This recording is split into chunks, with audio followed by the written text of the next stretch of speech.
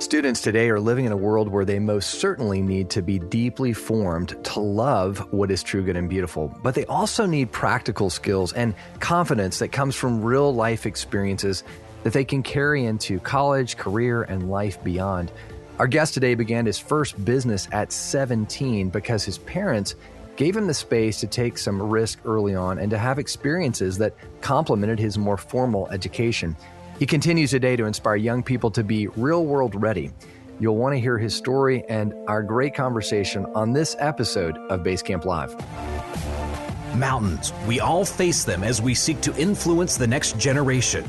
Get equipped to conquer the challenges, summit the peak, and shape exceptionally thoughtful, compassionate, and flourishing human beings. We call it Ancient Future Education for raising the next generation. Welcome to BaseCamp Live. Now your host, Davies Owens. Welcome to another episode of BaseCamp Live. Davies Owens, your host here with you on the journey of raising the next generation.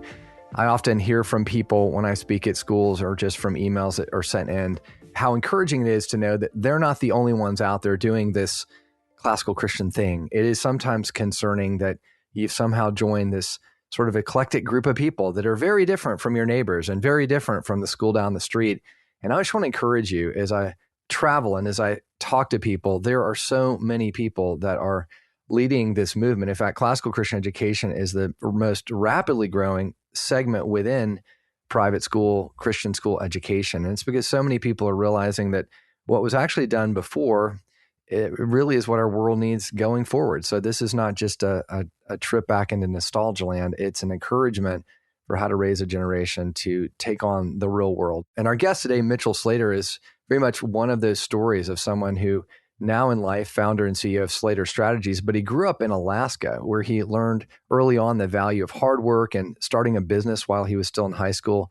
Today's marketing company works with schools and organizations around the country, but he attributes who he is now to those early critical days and the role that his parents and school played in his life. And we're going to share more of his story and the conversation that I had with him here in just a moment. Before we do, a special shout out to a couple of different schools that are part of, again, of this growing movement all around the world. I love to just point to a couple schools each week, in particular to Brandon Johnston, head of school at Coram Deo Academy in Bremerton, Washington.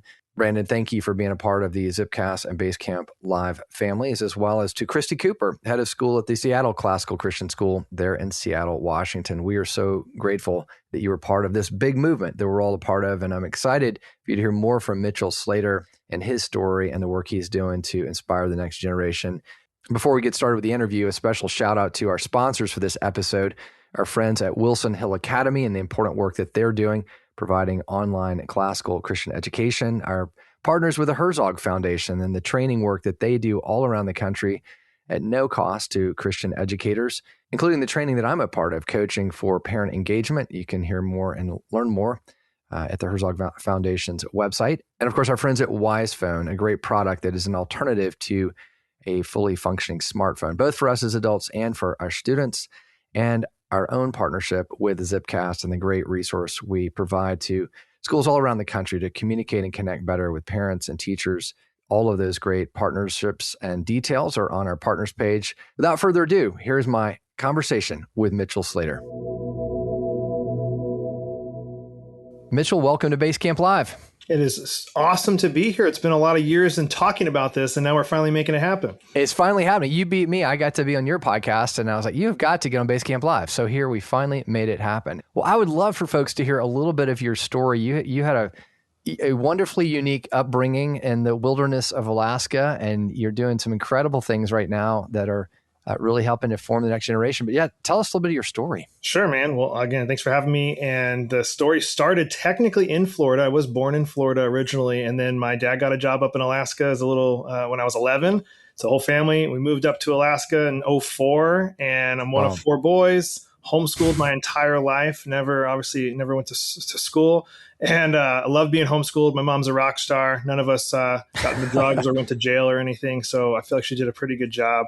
And love Alaska. If anybody hasn't ever gone, you got to go. It really is a bucket list type of state, whether it's winter or summer, you got to go. But as I got up there, my whole life, I've always had a heart for just entrepreneurship as well as ministry. So I've been raised in the church my entire life. And so at 17, I mean, for many years, I talked to my mom, like, I really want to start a business. I want to start a business. And she's like, okay. And so she said, you can start one, but you're on your own. And so I said, okay. So at 16, since I could drive, I started taking classes at the local Alaska Small Business Development Center for free, because it's obviously paid for by our taxes, and learn how to start a business, how to do bookkeeping, all that stuff. And I ended up officially starting a business when I was 17. I was a junior in high school, and kind of just was a part of my schooling a little bit of like learning business. I had no idea what I was doing. I remember making $30 profit my first month and being like, well, this is going to be a little bit harder than I thought it was going to be. But I've been doing it ever since. So I've just celebrated 15 years in business, still doing it. Now that's it. Go ahead. No, it's an amazing story. I mean, so I'm still back on Four Boys in Alaska. Like that had to be like the ultimate, childhood as you're describing. I mean, you probably spent a good bit of time outside, at least in the spring and summer months. Oh yeah. I'm big in the snow. We did snow machining, which I know everybody calls it snowmobiling. Alaskans call it snow machining. And then I did ice fishing and snowboarding and all the things in the winter for sure. So what I'm just trying to, because I want to unpack some of this, because I think a lot of what you're describing is something that, especially for young men, boys today, is harder and harder to do. I mean, too many folks just are indoors all the time. They're, I think parents are maybe overly cautious about them getting hurt, on a snow machine or, being outside. So you really had kind of this wild at heart upbringing where there was a lot of spirit of adventure, I guess, a lot of freedom in a good way from your parents to just try things. I mean, it seems like even just the outdoor experiences before you even got to business really helped form that sense of curiosity and adventure. I would definitely agree with that. I mean, homeschooling was a big piece of that, because we were always together as brothers and hanging out, and mom would kick us out to go do stuff outside. So I grew up around all even in Florida, but specifically Alaska, we grew up with acreage up there is where I grew up around outdoors, guns. So it was very common to be like shooting guns your whole life and hunting and fishing and all that. So I'm very comfortable in around all those things. So definitely. So with the work you're doing, I mean, we're jumping around, but I mean, I want to stay kind of biographical in this, but I mean, the concern from what you're seeing with your work now, you're doing, directly with schools and giving, certainly from a marketing standpoint, but I think just so many traditional education paths today miss it when it comes to preparing students for real life, for actually not just the business degree, but sort of navigating life. It sounds like a lot of the things that you just experienced were very much formative because it was giving you just life skills. Talk again, what are some of the things that you feel like you took from those early years that just formed you to be the entrepreneur and the person you are today? I mean, my mom and dad obviously gave me a lot of freedom in the beginning to kind of do what I wanted within, obviously a box, within, with guardrails in place. But I had the lemonade stand growing up. I did anything to sell at the end of the street. I mean, I was that kid that did lemonade. I had my own carrot garden growing up that I literally sold carrots at the end of the street. Anything to make money, I was trying to do it.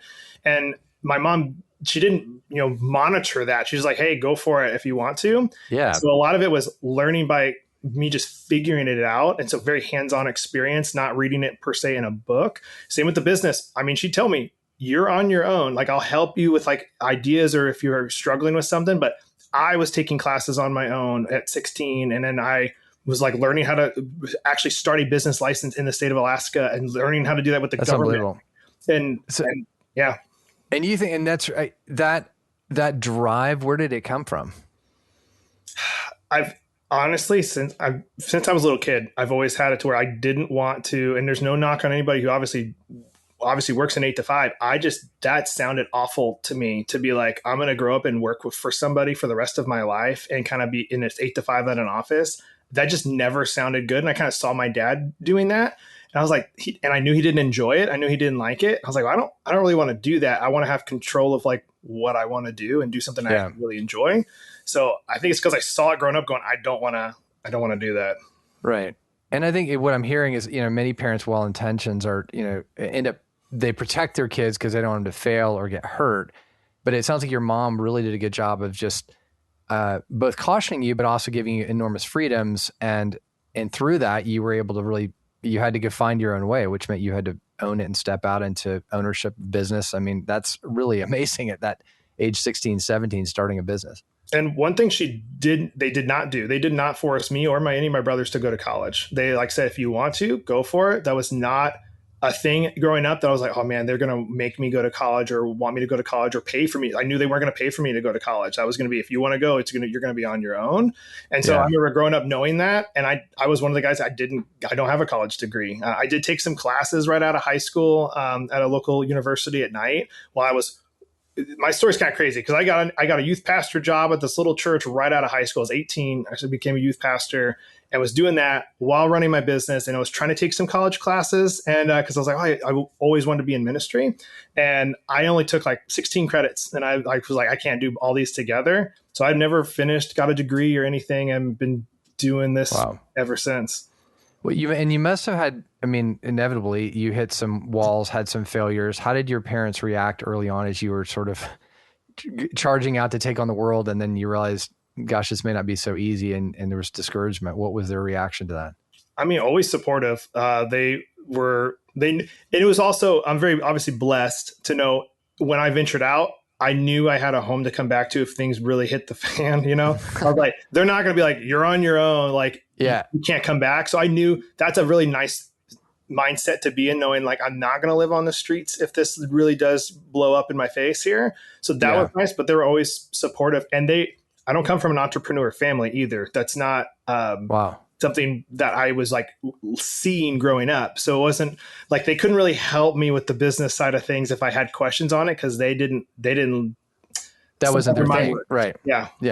But there was definitely a spirit of we want you to be have individual agency. We want you to try things. We want you to explore. I mean, I guess there's sort of practical skill building that you had to self-manage. I mean, so there's a lot of just sort of, I guess, basic independence, tools of independence that they gave you.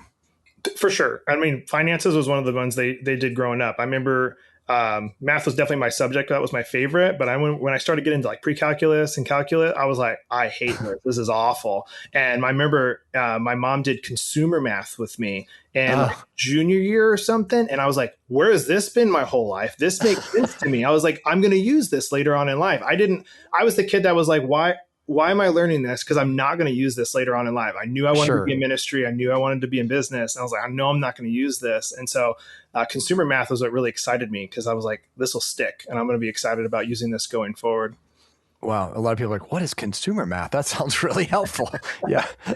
Well, and so to that point, there's such a need, I think, for just this guiding our children, not only just to the lofty things. We have a lot of wonderful classical Christian schools out there that are helping students to in all the right ways form the deep thoughts and ask the big questions. But not too long ago, we had on Josh Mulvihill, who wrote the book 50 Things Your Kids Need to Know Before Graduating. It was wonderful because it's everything from they need to also know how to balance a checkbook, probably to change the tire on their car. I mean, just life skills. It's really what I hear you saying. There's a need to not only have the academic intellectual horsepower, but just life navigating skills, which is what you were given in abundance. 100%. And I'm a big proponent, nothing against obviously the way schools are set up and what Christian schools are doing, but I do believe the system is built to raise more workers, not entrepreneurs. I think it kind of will crush the entrepreneur dream. And I kind of feel like if I had gone to a public school or even a private school, I kind of feel like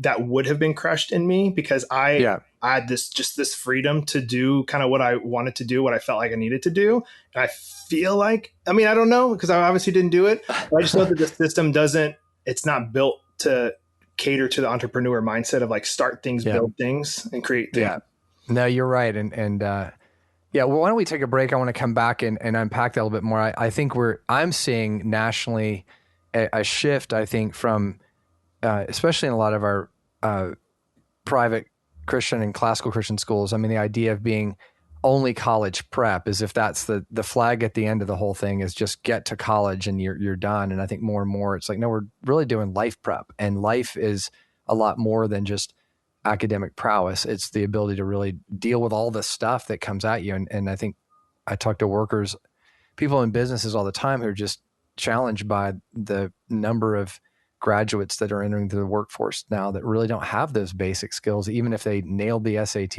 or it's just, there's a disparaging need for life skills that you're talking about. So let's take a break and come back, and we'll continue to explore some of these great, not only your own journey, but just some things that have led you now to help schools, help students in this journey of really living well. We'll be right back after the break. Today's episode of BaseCamp Live is brought to you by my friend Chris Casper, who you heard on a recent episode. His invention, the Wise Phone, is a much-needed third way, providing a solution from the dangers of a smartphone on the one hand and the limited capacities of an old-school flip phone on the other. His simple, distraction-free phone design for families who want technology to serve their real lives and give us and our older children a way to do basic essentials like calling or texting or maps without the web browser and the social media and the endless apps that can pull them and us into the addictive, time-wasting aspects of a smartphone. I personally have a Wise Phone, and I can vouch that it is an excellent solution and an appropriate way to use technology that supports virtue and focus and healthy habits. Check out the link in our show notes and on our BaseCamp Live website partners page, where Chris is offering BaseCamp Live listeners a discount. Every school year tells a story. Some chapters are easy to see, like the first day of class or graduation at the end. But the real heart of a story is often written in the quieter pages. A science experiment that sparks wonder, the decision to slow down and memorize a psalm, the way a teacher walks alongside a student who's struggling. Those are the moments parents long to understand. They spark questions like, how do I nurture that same sense of wonder at home? What simple rhythms can make God's word a part of our family's everyday routine? How do I encourage perseverance in my child when the work gets hard? Zipcast helps schools bring those quieter pages to light.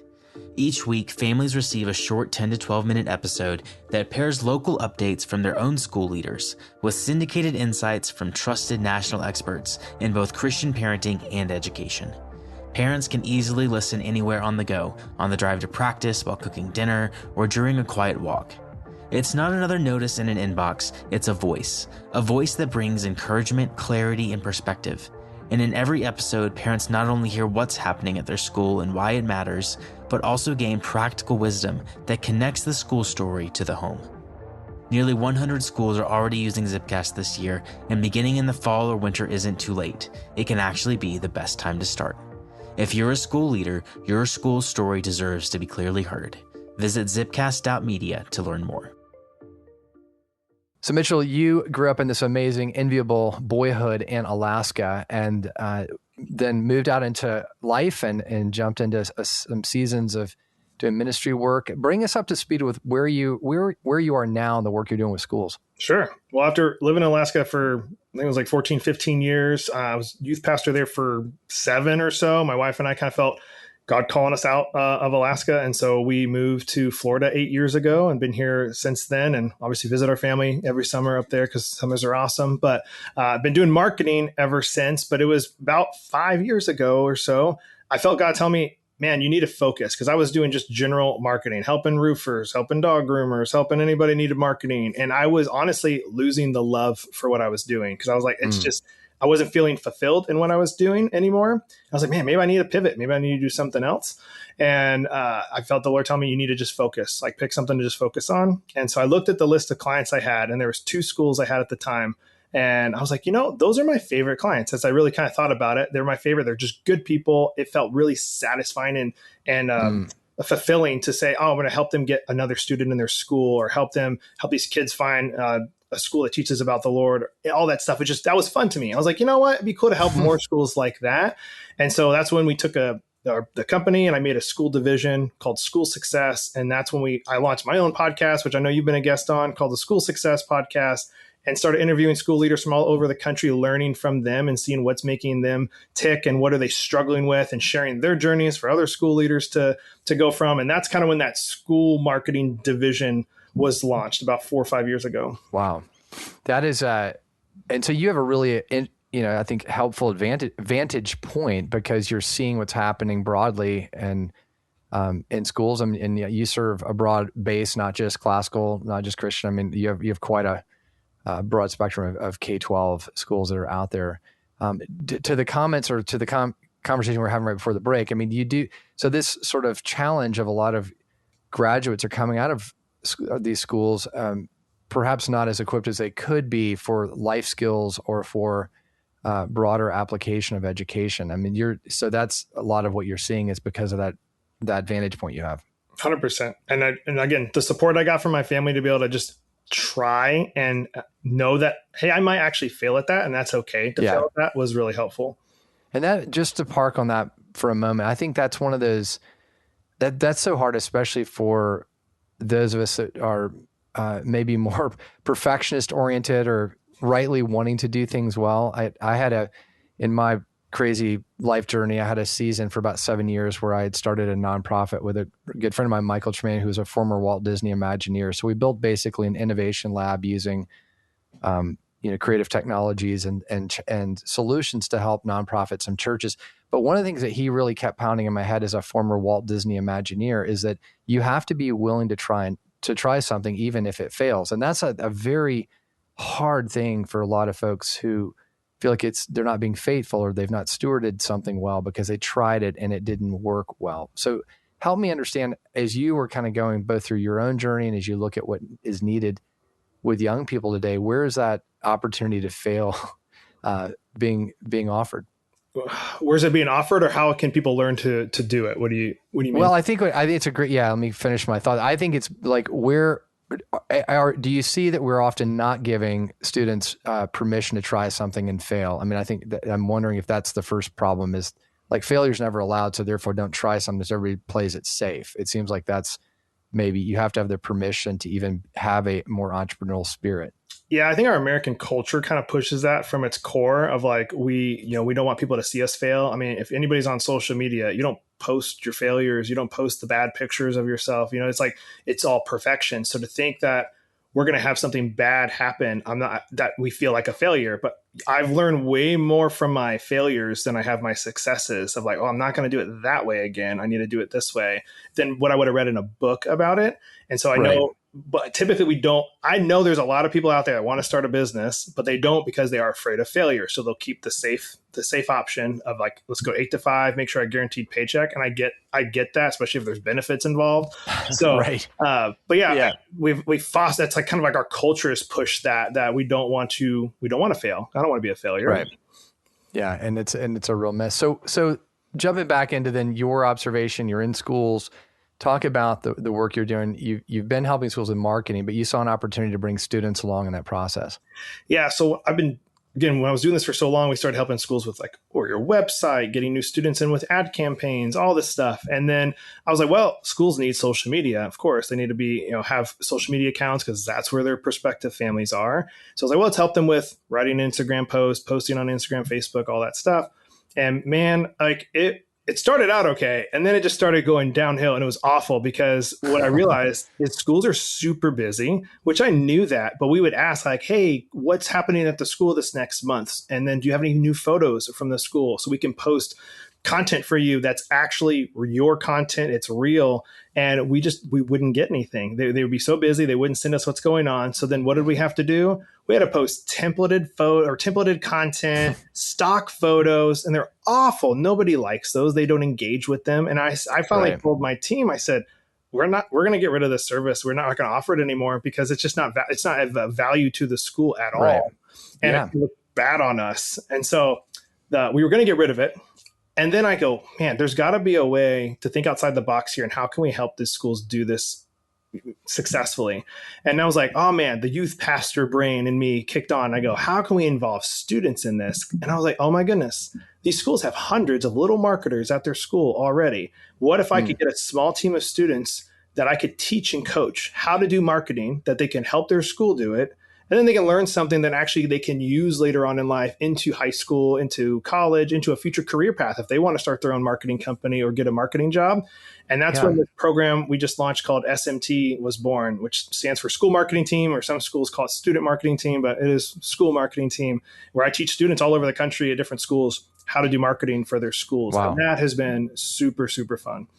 So what is that? I mean, unpack that a little bit more, because I know, the challenge, I think, in schools, especially in the classical Christian world, we're always very cautious about the degree to which students are on technology. And so much of marketing is obviously outwardly facing social media, websites. So I know there are schools. I've been actually to an ISM training, and I think I was the only one in the room that raised my hand and said, so there are schools, that don't have the students running through the hallways with their smartphones posting to social media. So you're not talking about that narrowly. There's a broader vision of training marketing, but how do you sort of navigate the technology cautions within that marketing opportunity? Well, I mean, I think every kid should have social media and a cell phone at 5 years old. Every one of them should have it. No, it's 8. It's eight. It's 8. Wait till 8, I'm definitely, with what I do for a living, and obviously what I'm helping students do, man, I'm a big proponent of, I don't think kids should have smartphones. I don't think they should be on social media. I'm definitely on that side. But I'm the quick one to tell the schools, marketing is so incredibly broad. It is hugely broad that I know we naturally think social media, which I'll be honest, a lot of the schools in the program, classical schools included, are having their students help with social media content. And that looks different from every school. So I kind of will help coach in a few different areas for the students. Let's say for social media, for one of those. Most of the schools that I'm coaching, they're not saying, hey, student, here's your cell phone. I want you to take photos. Here's the login to the Instagram page. We want you to post when you're at home tonight. Like, they're not doing that. They're saying, hey, students, there's a basketball game on Friday. Who can go take photos of the basketball game that we can post tomorrow on the social media page? And they'll go take photos. The next day they're getting together and they're like, what should we write to put on this social media page? And the teacher's doing it with them to put content out there. But that's one piece. Another school does a newsletter, fully 100% run by students. They write it, they take the photos for it, they assemble it and send it out to all their families in the school. And marketing, like I tell the students all the time, you being out in the community at your church, in your neighborhood, talking about your school is marketing as well. So we've talked about how do you talk about your school in a positive way when you're around your family, around your friends, to send people back to the school.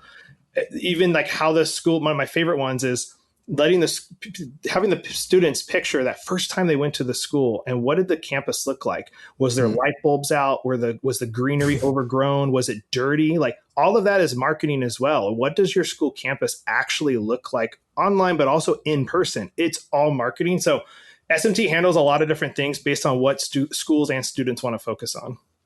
It's a great model. And I love the way that you painted such a broad picture of students really owning their school and learning how to tell that story, learning how to incorporate that into writing. I think that's a great, certainly to the communication director at the school, this is welcome to hear. We're actually getting not only help, but we're getting it from the actual customers themselves who are saying, this is what I love about our school, or to your point, hey, everybody, it's probably not a great idea to have the pile of, lost and found right there in the door when you come in on the new parent visitation. So they might see it in a way that maybe others don't.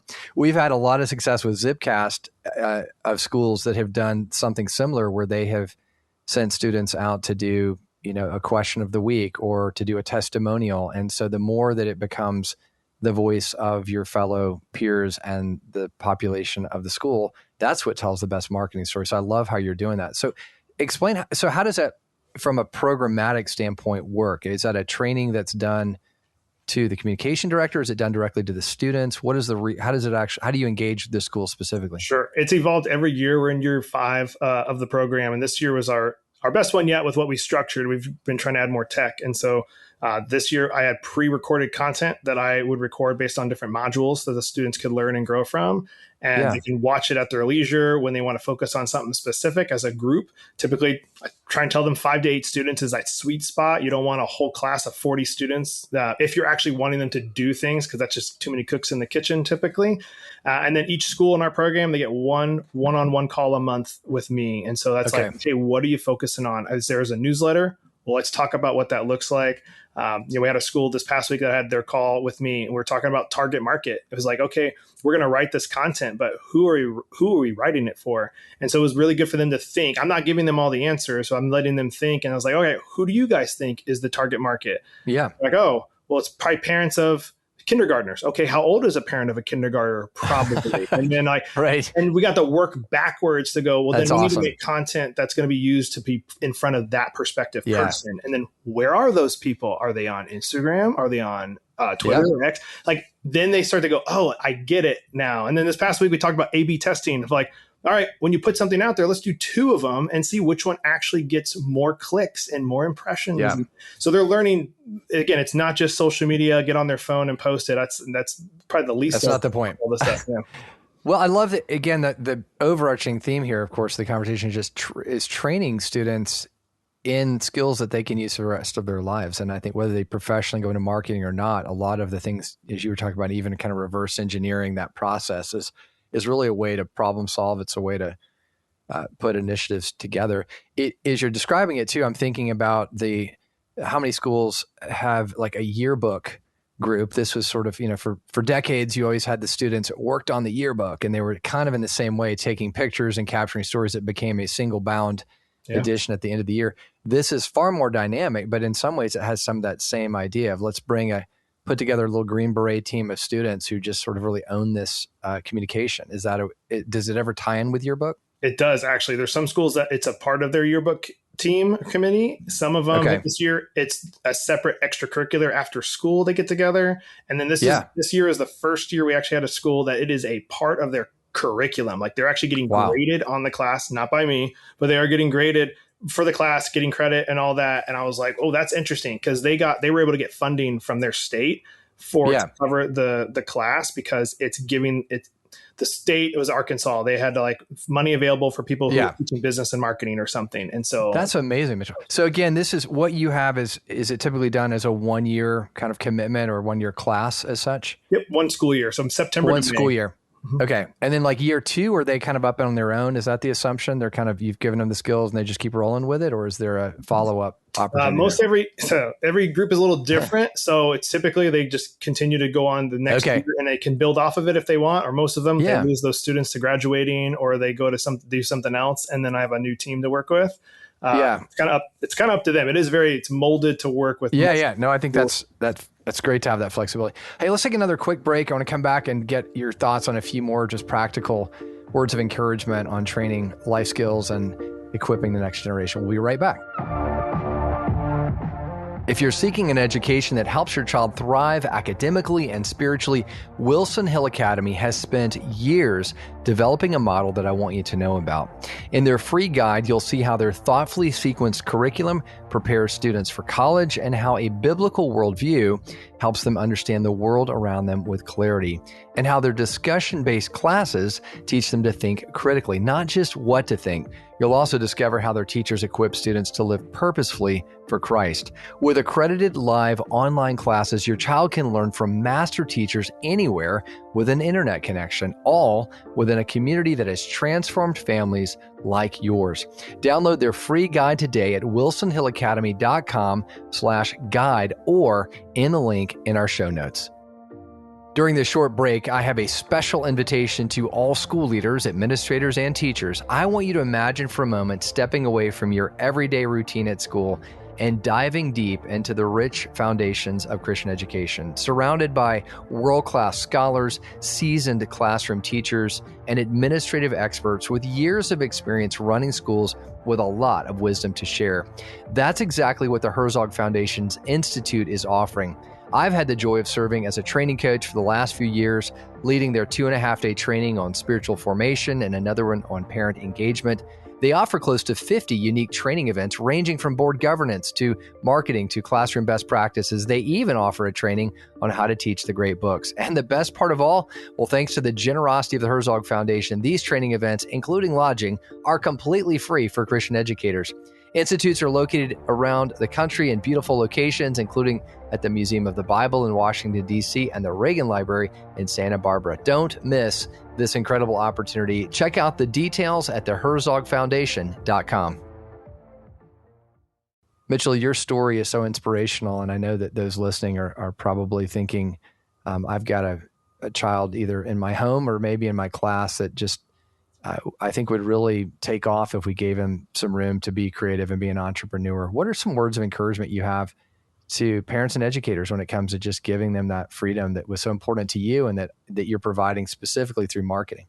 I mean, man, at the core of it is business. I just love the business. I love the game of business. I do consider it as like a game where you have to get to practice and you have to get better at it to win the game. And obviously you look at the stats, there's businesses that shut down every single year and in the thousands upon thousands. And I would wish kids were given a shot earlier on to even just start a business in general. And so maybe you guys have a child that you think potentially has that want or that need, like, I want to start a business, and just like letting them try it. They literally have the best opportunity right now to start something and fail miserably and be okay, because they're still at mom and dad's house and they have a bed, they have food.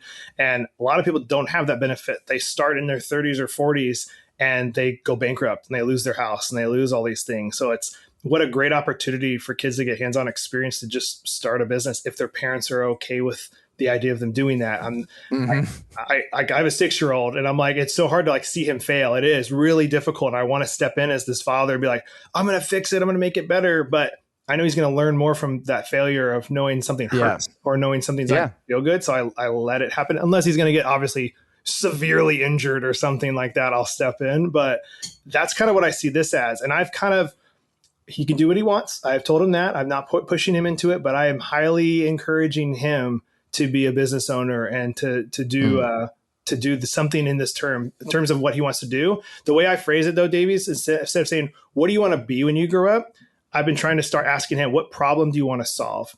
Because I want him to see the world of like, there's lots of problems out there, but you could solve that problem and then profit from it and help people with it, instead of just going, what do I want to do for work? So I want him to see that there's problems out there to solve. And that's the why I love, obviously, capitalism, because it encourages people to find problems and fix it and make it better. As you're telling that story, I have to brag on my middle son, Liam, and it's to this point when he was at Ambrose, probably in 9th grade. My wife got a strange call from the school, or from him at school, saying, "Mom, I need you to run by Buffalo Chicken Wings or whatever it is and pick up like 8 boxes of chicken wings." And she's like, "For what?" And he's like, "I just got something going on. You got it." So she trusted him and picked up the 8 boxes of chicken wings and brought it to him. And he had figured out, he set up a little business where he figured out it's like 18 cents a chicken wing. He'd sell them for 50 cents during lunch. So he was like tripling his dollars every day, every Friday. So he became the chicken wing guy selling this little business. So it would have been very easy for my wife to go, "Well, that's ridiculous." And, this is, I don't know. It was perfectly within within his ability to do that. It didn't cause any problem at the school, but it was just kind of a fun example of one of those. I love that. Sometimes our kids have these crazy ideas and it'd be real easy to just shut it down because it's inconvenient, or I don't know, whatever crazy reason, or a reason that might be legitimate, but if it's not going to hurt anything, to your point, why not let him try it? So at any rate, so he is, I don't know. We'll see when he writes his bio someday where in critical role the chicken wings played, but certainly gave him some entrepreneurial confidence. I love that. And I'll give you the example. I mentioned carrots, selling carrots at the beginning of this. Yeah, I want to hear about that. Carrots in Alaska. That would have been really. I had pet rabbits, and so my mom was like, "Well, if you want to." I wanted to grow carrots for them, and so, but I also said I wanted to sell them. And so I remember this. I was under 10. And I remember her saying, if you want to do this, you need to go, you're on your own. You need to buy the seeds. So I remember saving up my allowance, buying the seeds, working the garden, weeding the garden, selling them. And like, she made me do every process. It wasn't like, I'll plant them and you can sell them and profit from it. She's like, I love that about my mom. Like, she made me have to figure out each stage of this. And I think a lot of times with lemonade, when my son, I'm kind of getting off topic, but I kind of finished, I guess, the carrot thing. My son wants to do lemonade. It's like, okay, you got to buy the product to, there's cost involved. I'm not just going to buy the lemonade stuff for you and you're going to make all the money. And so he learned there's a cost of doing business. And when you sell it, you have to pay your expenses and then you have profit. And so, and he was learning that at 3-4 years old, the driveway, and it's so fun because the neighbors automatically just buy it because he's this cute little kid. Of course. Lemonade. So it's good margins, I love that story. You could even teach him the risk of debt. Like, I'll loan you $20 to start it. And then he comes in with his $18 profit and then you take it all away and he learns it's probably not to go into debt when you're starting. So there's all kinds. We should do a whole book on like crazy little startup ideas between chicken wings, lemonade, and carrots. There's a lot going on there. So. Anyhow, Mitchell, well, thanks so much for inspiring us. If folks want to learn more about what you're doing with SMT, how can they connect with you? If they're interested in that one specifically, the web link for that one is joinsmt.com. If the school wants to sign up on that level, you can check out all the school work that we're doing at schoolsuccessmakers.com. Sounds great. Well, Mitchell, let's continue these conversations. Thanks for the great work you're doing in advancing the next generation with Christian education and the great work you're doing with marketing. We really appreciate it. Thanks for being a part of the BaseCamp Live conversation today. Thanks, Davies. Appreciate you. Thank you for listening to this episode of BaseCamp Live. Be sure to check out our website, basecamplive.com, for more than 8 years of timeless episodes that you'll find helpful and encouraging, as well as the helpful resources offered on our partners page. The views and opinions expressed in this program are those of the speakers and do not necessarily reflect the views or positions of our partners like the Herzog Foundation. See you back next week.